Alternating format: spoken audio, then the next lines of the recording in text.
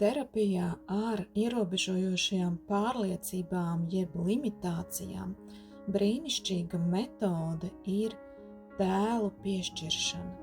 Tātad konkrētai pārliecībai tiek piešķirts tēls.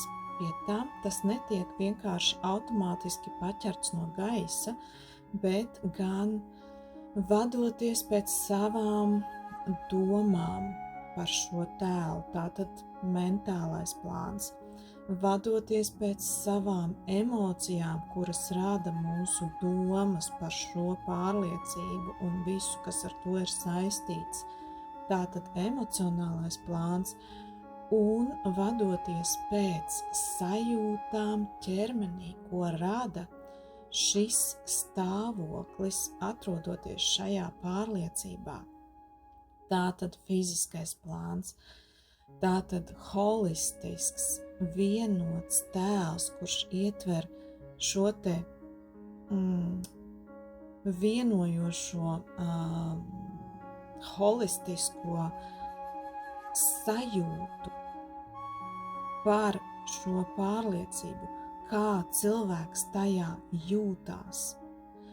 Lūk, un ieraugot šo te tēlu, notiek ļoti nozīmīgs process darba uzsākšanai ar šīm te ierobežojošām pārliecībām. Tā ir atzīšana. Tā ir tā kā atzīšana un ieraudzīšana. Apzināšana, tā vēl varētu teikt.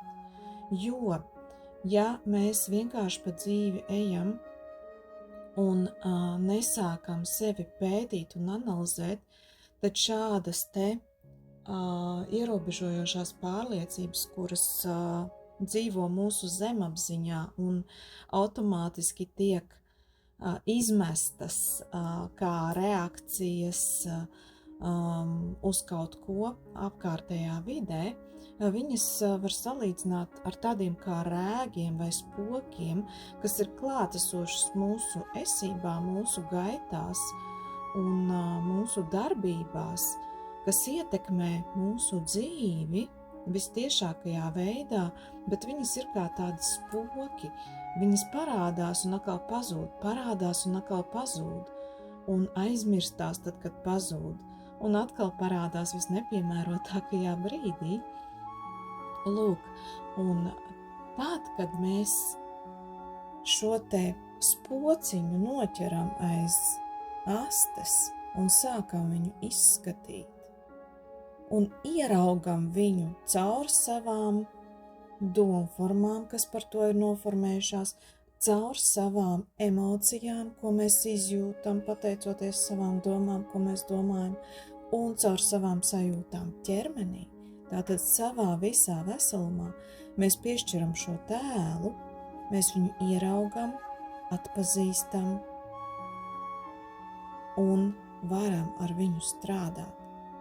Tad mēs varam tālāk jau rīkoties pēc arī vairākām schēmām. Mēs varam šo te pārliecību vienkārši pieņemt un noglabāt, aizstājot to ar citu, sev resursu pārliecību, sevi nevis ierobežojošu, bet atbrīvojošu, atbalstošu pārliecību, formējot tātad to, vai arī aizstājot šo pašu pārliecību.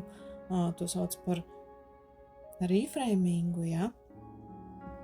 To jau tad skatāmies darba gaitā, kas ir vispiemērotākais. Bet pirmais un galvenais ir apzināt un ieraudzīt. Un tātad šī tēlu piešķiršanas metode ir ļoti, ļoti brīnišķīga, jo viņa ir holistiska. Viņa aptver daudzdimensionālo tās izpausmi un ietekmi.